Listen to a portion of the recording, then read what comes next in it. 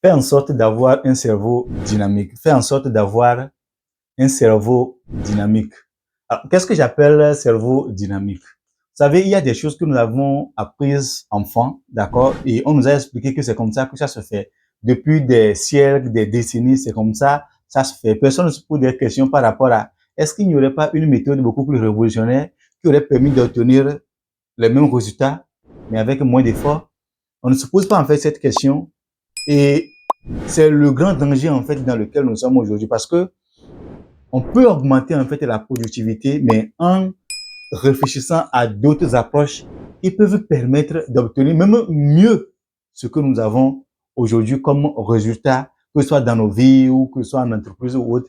Je travaille en tant que responsable communication et il m'arrive de discuter avec des dizaines d'entrepreneurs tous les jours, des gens qui ont donc des sociétés dans différents secteurs d'activité.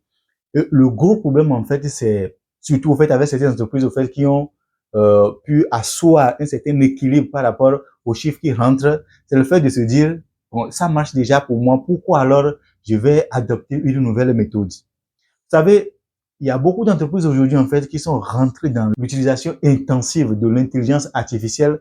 Ce n'est pas parce que ces entreprises manquent de résultats, mais il est extrêmement avantageux pour eux de pouvoir produire le résultat qu'ils doivent obtenir peut-être en une décennie, de pouvoir le produire en un an ou en 2 ans. Et si ces personnes, en fait, trouvent le moyen de le faire, ils ne vont pas réfléchir à deux fois. C'est de ça que je parle quand je dis qu'il faut avoir un cerveau dynamique. Il y a par exemple beaucoup qui ont leur diplôme, ça fait peut-être même 2 ans, ça fait même 5 ans, qui cherchent du travail et ils ne trouvent pas. Et ils sont à l'aise à dire, par exemple, depuis plus de 5 ans, que bon, j'ai mon diplôme et puis je ne trouve pas du travail. 5 ans, 10 ans. Mon frère, va chercher autre formation et rends-toi utile. Lance-toi dans une formation peut-être même de 2 ans encore. Mais les gens vont trouver en fait que 2 ans dans une nouvelle formation, c'est trop. Ah bon? Tu es resté à la maison pendant 5 ans, tu n'as pas trouvé du travail et tu estimes que utiliser 2 ans de ta vie en fait pour aller sur une formation où la demande elle est forte, où tu as même la garantie de trouver du travail et tu trouves en fait que c'est trop. Il y a même des formations qui peuvent prendre 6 mois, même 3 mois. Mais beaucoup, en fait, ont cette rigidité mentale à se focaliser, à se cramponner à ce qu'ils connaissent depuis par rapport au fait que quand on a le diplôme, le travail, en fait, va venir nous chercher. Ben, c'est faux. Le travail ne viendra pas te chercher. C'est à toi d'aller chercher le travail. C'est à toi d'aller chercher, en fait, ce que tu veux. Personne ne sait ce que tu veux.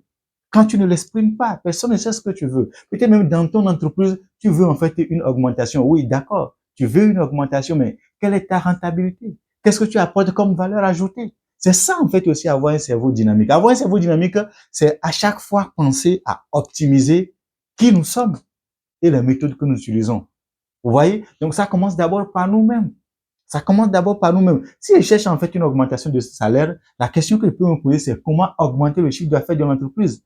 J'estime en fait qu'un entrepreneur normal qui remplit toutes les conditions mentales ne trouvera pas de mal à augmenter le salaire d'un employé si ce dernier prend des mesures qui permettent d'augmenter le chiffre d'affaires. N'est-ce pas?